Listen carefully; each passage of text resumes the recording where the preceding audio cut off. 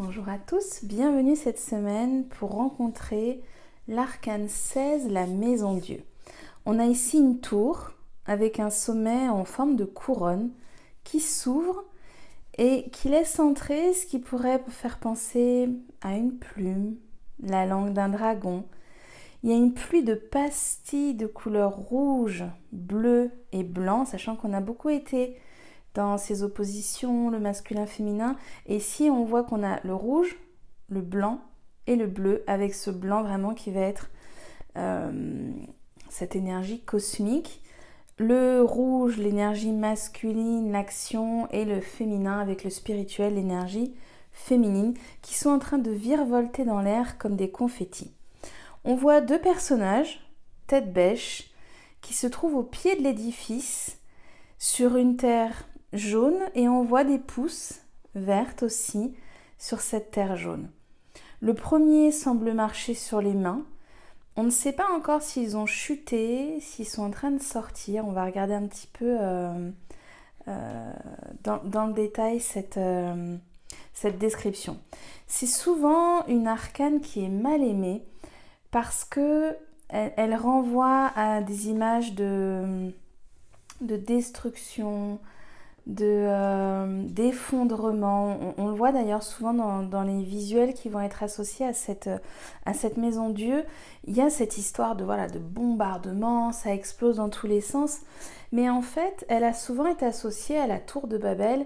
Et dans la Bible, si on vient lire cette histoire avec peut-être une forme de distanciation, eh bien, on se rend compte que cette destruction, elle est en fait la solution à un problème. Donc parfois, il y a effectivement besoin de détruire quelque chose. On va voir ce qu'elle vient détruire clairement pour pouvoir trouver une solution, pour pouvoir sortir d'une situation. Et finalement, ça devient une forme de bénédiction. Ici, si on regarde le chiffre qui est associé à la dizaine, donc on a le 10 plus le 6. Donc c'est vraiment le 6 qui va nous parler de l'amoureux. L'amoureux, on a déjà parlé que c'était cette première lame qui venait nous parler de l'union du masculin et du féminin. On a eu ensuite Tempérance qui est revenu nous parler. On retrouve ici ce rouge et ce bleu qui sont en train de sortir de cette tour. Et il y a vraiment ici comme si on avait atteint une alliance entre finalement l'âme et la partie la plus peut-être spirituelle, la plus divine de nous en fait. Il y a vraiment comme si on avait réussi à vraiment trouver la zone de reliance pour pouvoir être dans cette reliance la plus divine et la plus alignée possible. Ici, ces gouttes, elles sont comme des concentrations d'énergie, comme si on avait la danse de la joie cosmique. Et ça vient d'ailleurs nous dire que les étoiles sont nos alliés et qu'elles sont en fait en train d'attendre notre réveil. C'est une lame qui est d'un... moi en tout cas, elle vient me parler de cette façon-là, mais je vous donne toujours toutes les versions qui peuvent exister parce que vous en lirez peut-être d'autres. C'est vraiment un grand réconfort spirituel. Pour moi, c'est une lame qui est extrêmement joyeuse. Moi, j'y vois des bouteilles, j'y vois des bulles de champagne en fait. C'est comme la bouteille de champagne qui est sabrée et ça y est enfin, ça sort. Il y a quelque chose de... Voilà, il y a une émergence de quelque chose qui était enfermé. C'est vraiment cette idée-là, moi, qui me porte dans mes tirages et dans ma vision de cette lame du tarot. On voit ici des briques. Alors, c'est vrai que finalement, on se dit, tiens, si c'est des briques de chair, cette tour, elle vient représenter notre corps.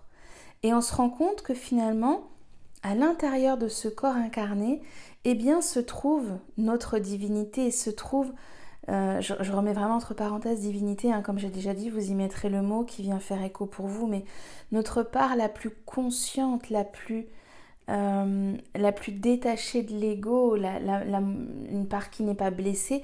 Et on voit finalement que c'est en ouvrant ce corps, en ouvrant cette partie de chair qui est représentée ici par des briques, que la lumière, que cette divinité, que ce cosmos, que toute notre âme peut venir ici étinceler et briller.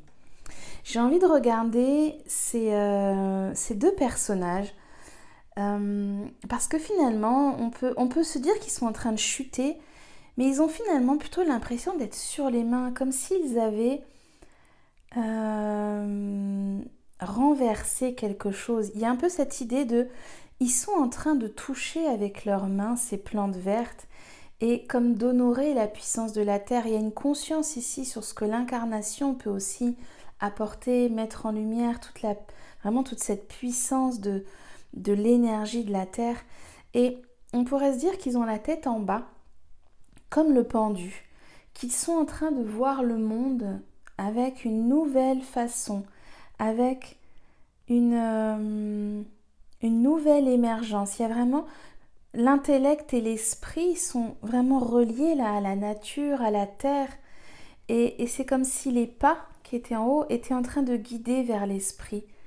D'ailleurs, si on revient un petit peu en arrière sur l'arcane 15 avec le diable, on pourrait se dire que ces deux petits diablotins qui étaient encore emprisonnés dans leurs pulsions, dans leurs désirs, finalement se sont humanisés.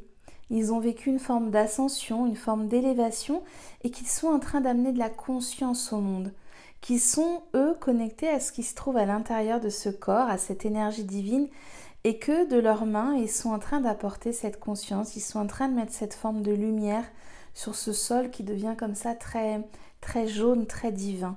D'ailleurs, ils sont équilibrés tous les deux, habillés de rouge et de bleu. Donc il y a vraiment cette notion de, on a trouvé l'équilibre de nos polarités, on a réussi en nous à créer quelque chose d'harmonieux. On peut aussi regarder tout à l'heure ce que j'appelais cette plume, donc on pourrait dire une flamme, un éclair, un oiseau de feu aussi, une langue de dragon. Et on se rend compte qu'en fait elle est unie à la couronne. C'est pas une destruction, mais c'est une transformation. On est en train de transformer la matière en une fulgurance spirituelle. Il y a quelque chose de l'ordre de la transformation, de la transmutation, et non pas de la destruction, comme un peu l'arcane 13, on pourrait dire ça y est, c'est la mort de tout. Non, c'est la renaissance. Et bien ici, c'est l'alchimie, c'est la transmutation, c'est vraiment le corps qui est en train de lâcher l'ego, de lâcher des croyances et de passer à quelque chose de plus élevé pour lui, de vibratoirement plus haut. On peut aussi d'ailleurs, si on vient sur l'arcane 15, se dire qu'ici, ce personnage androgyne qu'on a appelé le diable est devenu cette flamme et qu'il est en train de, parce qu'il a permis d'aller vers ses profondeurs, vers ses basses vibrations, vers ce qui était enfermé, enfoui à l'intérieur de nous, il a permis de s'élancer vers le cosmos. Il a permis de s'ouvrir à quelque chose de plus grand. Moi, je vois vraiment cette couronne, hein, comme le chakra coronal là qui s'ouvre. Donc c'est ce 7e chakra qu'on a ici à peu près sur l'avant un peu du crâne, qui se trouve là où se trouve la fontanelle des enfants d'ailleurs. Cette partie qui est couverte dans de nombreuses religions, comme si justement c'était une zone protégée, une zone... Et bien là on est en train de l'ouvrir et on est en train de permettre un accès au plan divin, on est en train de permettre à l'ego de s'effondrer. Moi je trouve qu'il y a quelque chose vraiment de festif, on est en train de fêter la libération. Cette tour, elle symbolise tous nos enfermements, tous nos cadres, et elle vient laisser jaillir la vérité de qui nous sommes vraiment. Il y a une forme d'allègement, c'est un passage nécessaire de destruction de la structure égotique pour aller vers une reconstruction et une verticalisation de l'être sur des bases authentiques, sur quelque chose qui n'est plus fondé sur des masques et des faux semblants, mais sur notre essence, sur le squelette, sur notre structure intérieure, je pourrais même dire notre essence divine en fait. Donc si elle sort dans un tirage, il y a vraiment cette idée que quelque chose qui était enfermé va sortir. Donc dans les choses très pratiques, ça peut être voilà, un déménagement, on change de lieu, ça peut être une séparation, quelque chose qui était serré comme ça est en train de s'ouvrir, on se sépare. Ça peut être un moment aussi où il y a une grande créativité, un artiste qui va à ce moment-là sortir de ses tripes, pas encore édité, mais sortir son livre, son œuvre. Ça peut aussi être des secrets qui sont révélés. On sent que ça y est, quelque chose était tissé, enfermé, douloureux, et là, ça sort. L'envie de partir, s'installer dans un autre pays, dans une autre région, à la campagne. Il y a quelque chose d'assez, un coup de foudre, il y a quelque chose d'assez soudain avec cette lame. On s'y attend pas et puis d'un coup, voilà, vous imaginez un peu la cocotte minute là, et il y a toute la pression qui sort, quelque chose vraiment d'explosif, mais d'explosif pour notre bien. Il y a vraiment cette idée de, on est en train d'accoucher de quelque chose qui était là depuis longtemps en gestation. Alors effectivement, dans une dimension plus restrictive ou plus difficile, il peut y avoir effectivement des ruptures. Ça peut aussi être un accouchement qui s'est mal passé, quelque chose voilà, qui a du mal à venir au monde. Aussi, peut-être dans une fratrie, il pourrait y avoir l'idée d'un enfant qui a été désiré comme celui qui est à l'avant et puis l'autre derrière qui est un peu caché, peut-être moins désiré ou arrivé par surprise ou qu'on a plus de mal à aimer, quelque chose voilà, qui peut être un peu caché sur l'arrière-plan. Et puis ça peut aussi être des grands mouvements telluriques, donc des catastrophes naturelles, des séismes. Il y a vraiment le message là qui est là, c'est cessons de chercher Dieu dans le ciel, mais trouvons-le sur terre. Il y a une invitation vraiment à revenir à la terre, à l'incarnation, parce qu'on a compris que finalement, on était dans cet axe terre-ciel. Hein, donc il y a vraiment cette dimension de reliance là entre le ciel et la terre. Les mots-clés donc pour les énergies lumière ou haute vibration. Reconstruction, élévation, libération, joie, fête, ouverture à l'esprit, jaillissement de l'être authentique et verticalisation. Dans les mots-clés pour les énergies basse vibration ou ombre, effondrement, crise, bouleversement intérieur, déconstruction, changement brutal, orgueil spirituel, secret de famille, non-dit et enfermement. Voilà, j'espère que cette semaine va être pleine pour vous de bulles, de champagne, d'authenticité. C'est vraiment ce que nous dit cette lame et que beaucoup de choses vont émerger avec légèreté. C'est tout ce que je vous souhaite. Je vous retrouve dans quelques minutes pour le défi avec la Maison Dieu.